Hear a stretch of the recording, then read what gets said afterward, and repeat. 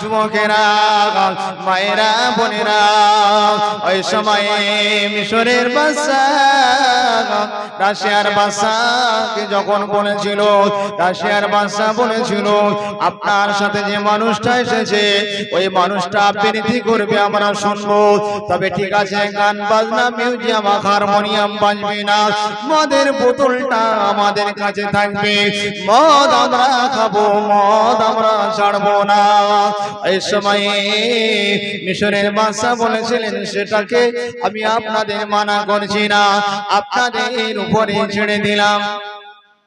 কারি বাসেত রহমাতুল্লাহ আলাইহি তিনি বলছেন আমার মনটা খারাপ হয়ে গেল, কোরআন মদের বিরুদ্ধে এসেছে, কোরআন মদ হারাম বলে ঘোষণা করে দিয়েছে, মদ খাওয়া যাবে না, মদ খেয়ে নামাজ পড়া যাবে না, মদ হারাম, মদ হারাম, মদ হারাম, এটা কোরআন নিষেধ করে দিয়েছে।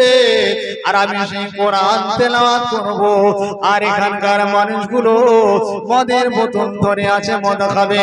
আল্লাহ আমি কারি বাসেত এটা সহ্য করতে পারবো না।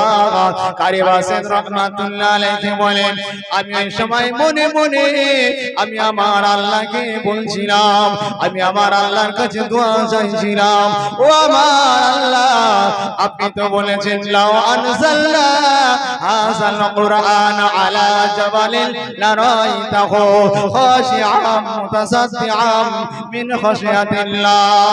আমি যদি কোরআন পাড়ে অবতীর্ণ করতাম, কোরআনের যা শক্তি পাটা চূর্ণ বিচূর্ণ হয়ে তুলার মতো হয়ে উঠতে থাকতো।